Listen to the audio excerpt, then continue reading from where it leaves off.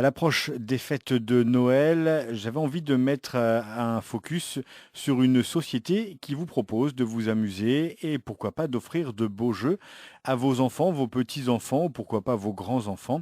Il s'agit de la société Ilopelli et pour en parler, j'ai joint au téléphone le fondateur de Ilopelli. Il s'agit d'Arnaud Urbon. Bonjour. Bonjour. Alors, vous avez une particularité, c'est que ce n'est pas votre métier principal de créer et de vendre des jeux. Vous avez un autre métier. Avant de parler de cette particularité, est-ce que vous pouvez nous dire comment vous est venue l'idée de fonder cette société Ilopelli? Eh bien, donc bon, ça faisait quelques années que j'étais dans le milieu du jeu français en tant qu'auteur de jeux. J'avais déjà fait des jeux édités par d'autres sociétés d'édition, des jeux plutôt orientés adultes, à des gros jeux de stratégie. Et donc j'étais déjà pas mal dans le milieu du jeu. Mais j'ai également des enfants en tant que père de famille qui commençaient eux aussi à avoir une petite ludothèque dans leur chambre. Mais étonnamment, ils préféraient jouer aux jeux qui étaient plutôt dans la mienne plutôt que la leur, parce que les illustrations leur plaisaient plus, parce que il y avait aussi l'envie de jouer à un jeu de grand. Et effectivement, quand j'ai regardé un peu les jeux qu'ils avaient, les illustrations proposées étaient très très naïves, très enfantins par rapport à des belles illustrations de Menzel ou autres qu'on peut avoir pour les jeux plus adultes. Et donc je me suis dit, bah, il y a peut-être quelque chose à faire dans cette gamme-là, c'est-à-dire proposer des jeux familiaux accessibles aux enfants, voire même aux petits-enfants, mais avec un autre type d'illustration que ce qu'on leur propose d'habitude. Je le précisais, ce n'est pas votre métier principal, c'est-à-dire que vous jonglez entre un vrai métier entre guillemets et cette passion de proposer des jeux, c'est pas trop compliqué? Alors, bah, disons que ça prend du temps, bien entendu, hein. On s'investit, mais comme je vous l'ai dit, en fait, bah, j'ai été un grand joueur de jeux de rôle, puis de jeux de société, puis je suis passé un petit peu la barrière en devenant auteur de jeux moi-même. Et au final, devenir éditeur de jeux et concevoir le jeu dans sa globalité, même si la plupart des jeux produits par Ilopelli ne sont pas de moi en tant qu'auteur, hein. J'ai d'autres auteurs de jeux qui me proposent des jeux que j'édite. Ça pousse un tout petit peu plus loin l'expérience et ça me permet de présenter un jeu complet, illustré, rédigé, traduit, avec le matériel voulu. Voilà, c'est une étude globale du produit final, entre guillemets. Alors la particularité de Ilopelli, c'est que vous proposez des jeux avec trois gammes qui vont de 4 à 8 ans. C'est-à-dire que c'est vraiment des jeux qui sont en direction du plus jeune public, mais vous vous arrangez pour qu'ils soient aussi intéressants pour les parents ou les grands-parents qui veulent jouer avec les enfants. C'est ça.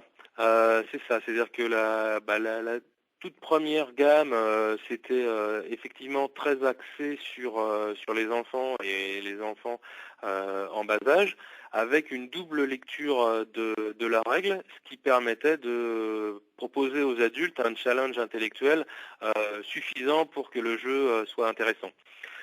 Donc dans cette gamme-là, j'ai commencé avec un jeu qui est Jurassic de Charles Chevalier, c'est l'auteur, qui effectivement est juste une simple jeu de collecte de tuiles. Donc les enfants comprennent très vite qu'il faut prendre des tuiles d'une même couleur pour avoir le plus de points. Et il y a une sorte de double lecture, en fait, qui, vu la configuration du jeu, si je prends cette tuile, je vais libérer telle autre tuile pour le joueur suivant, donc je ne vais pas le faire. Mais cette double lecture, en fait, bah, les enfants de 5 ans ne la font pas. Par contre, le parent qui joue avec, lui, va la faire et donc va jouer un peu euh, moins au hasard ou un tout petit peu plus tactique, avec une petite dose de chance sur des tuiles pour l'interrogation qui vont permettre à l'enfant de toute façon, même s'il n'a pas fait toujours les meilleurs choix, de revenir au score sans que le parent se force à le laisser gagner pour le plaisir. Et voilà. Et donc j'ai dessiné quelques jeux dans ce sens-là. C'était la première gamme en fait. La deuxième gamme en fait est une gamme de jeux plus ambiance. Qui était surtout fait pour jouer quand on est un peu nombreux justement en famille ou en vacances, quand on reçoit des amis et qu'on se retrouve à 5, 6, 7 ou 8 joueurs autour de la table, euh, voilà, de permettre à toutes les générations de jouer euh, ensemble à un même jeu. Voilà, ça c'était la deuxième gamme, et puis enfin une troisième gamme qui est une gamme que j'ai appelée futée, qui est pour les enfants un tout petit peu plus grands, parce qu'à partir de 8 ans, on a accès à des mécanismes de jeu, de réflexion un peu plus pointus, comme le bluff par exemple, qui n'est pas réellement possible à 5 ans. C'est évident que sans voir leurs cartes, rien qu'à leur visage, on lit très bien ce qu'il y a dans leurs mains, si ça leur est favorable ou non. Donc ça fait 3 gammes de produits pour le jeune public, ce qui est pas forcément facile à trouver quand on veut faire jouer des jeunes enfants. C'est plus difficile à trouver de bons jeux, et grâce à vous maintenant on sait qu'on peut le faire. Mais vous êtes lancé dans une nouvelle aventure avec un nouveau jeu pour les grands enfants. C'est l'aventure Dragon Keeper. Est-ce que vous pouvez nous parler de ce jeu qui est particulier? Oui, alors tout à fait. Alors Dragon Keeper, à la base, donc c'est un jeu d'un auteur de jeu qui s'appelle Étienne Dagneau. Quand il m'a envoyé son prototype et que j'ai lu la règle, j'ai trouvé la règle très simple, un tour de jeu très rapide, donc bien conforme au jeu de la gamme Ilopelli en général. Et je me suis dit, tiens, il y a une bonne idée, c'est sympa, il y a de l'interaction et ça reste un tour de jeu très simple. Et puis quand j'ai joué au jeu, au prototype, et là je me suis aperçu que, ah, tiens, mais en fait, il est bien plus profond que ce que je pensais. Et là, il s'agit même plus d'une double lecture, c'est que le jeu pousse à la réflexion vraiment.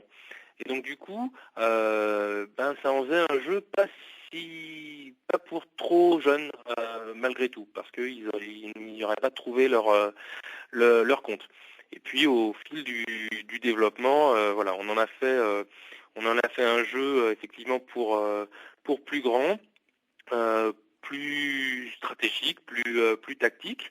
Ça reste un jeu donc très très accessible dans le sens compréhension de la règle et puis facilité de jeu, mais avec une réflexion relativement poussée.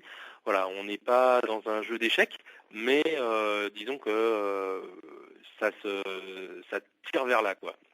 Et avec cette particularité que c'est un jeu qui est visuellement en 3D, c'est-à-dire qu'il y a plusieurs étages qui sont empilés les uns sur les autres, et au fur et à mesure de la partie, vous allez enlever ces étages pour continuer à descendre en fait dans le donjon. Exactement. Alors en fait, cette idée n'est pas venue tout de suite. Le prototype de jeu était pas du tout fait comme ça à l'origine.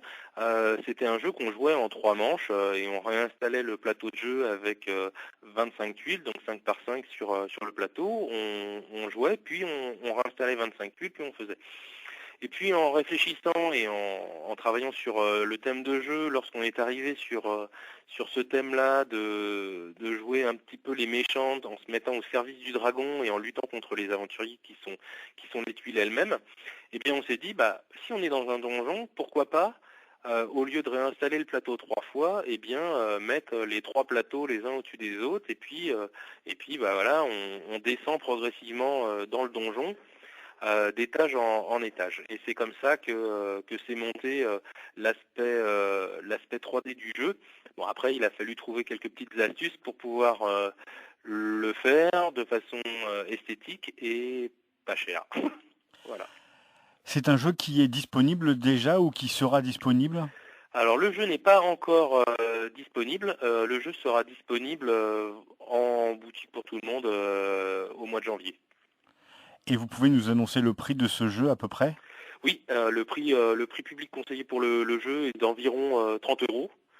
Donc voilà, c'est le prix auquel vous le trouverez en général dans les boutiques. Un beau jeu donc qui peut être offert juste après Noël, vous pouvez peut-être déjà le réserver. C'est Dragon Keeper et c'est fait par Ilopelli.